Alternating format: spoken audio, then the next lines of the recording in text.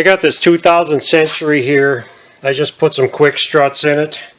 He's got a broken sway bar. He actually bought the car and the previous owner gave him a brand new sway bar.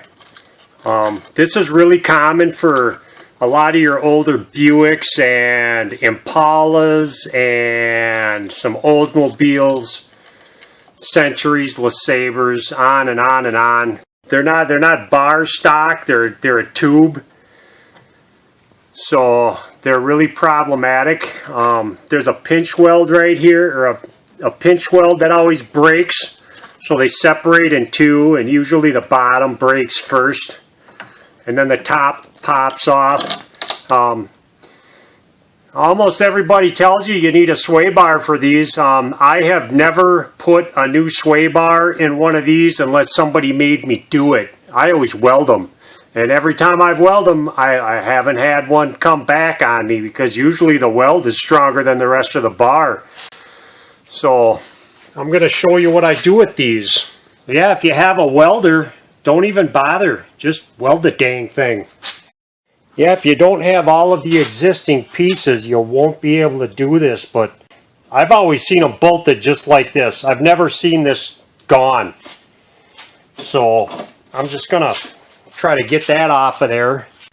This one's rusted out enough to where I can probably just break it right off. Yep. And I'll just get in here with some sandpaper and just clean it off. Good enough.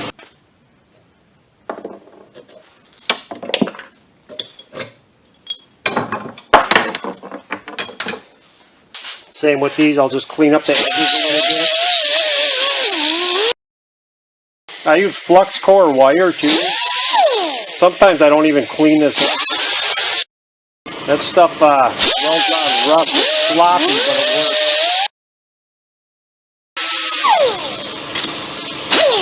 works. Good enough. Now I find something to bolt this together with.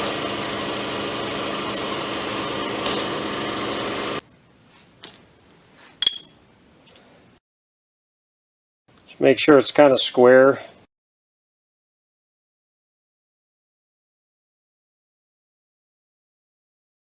There, and I'll let that cool down a little bit before I put it on the bar.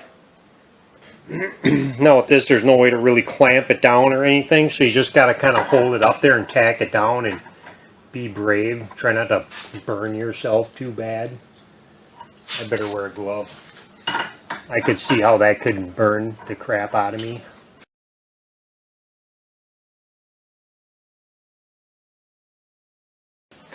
Getting on the inside here is a little bit tricky.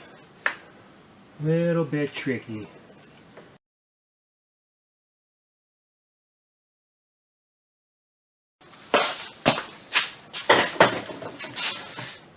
That's all it takes, really. I'll let that cool down and put a link pin on it. That's a good weld. It'll be just fine. Yeah, I do a very hot weld too, so I get really good penetration. You really want that weld to get in there deep.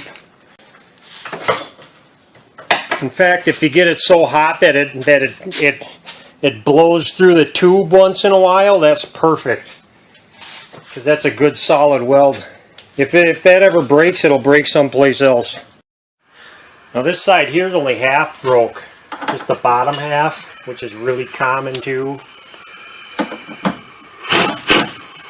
First thing I'm going to try to do is get this link pin off of here. This thing's going to be really stuck because of this plastic junk right here. If you're lucky, you can just break this with a vice grip. Like that. Shatter the crap out of it. I hate you. I hate you, I hate you, I hate you.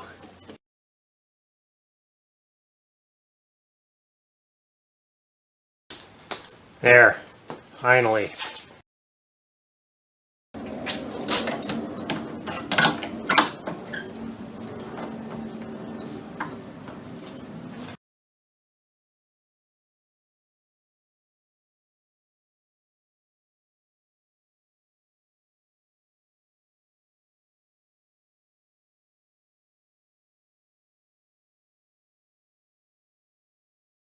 Yeah, that side's a little sloppier, but it's done. So I can go ahead and put the new link on. Washer. Rubber.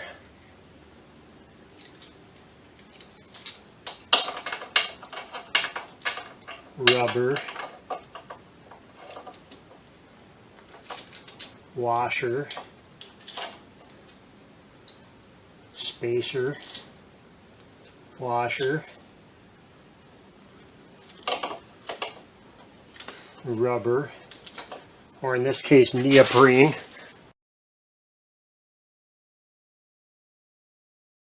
Yeah, they don't give you much room for these. You got enough to start just a couple of threads. That's about all you got. I'm not going to tighten this down all the way yet either, because I'm going to get the other side first. I'm just going to get it started.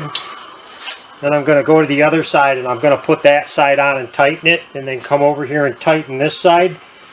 And you just want to bottom out the threads. And that's it, man. Okay, I got the other side all in and tight.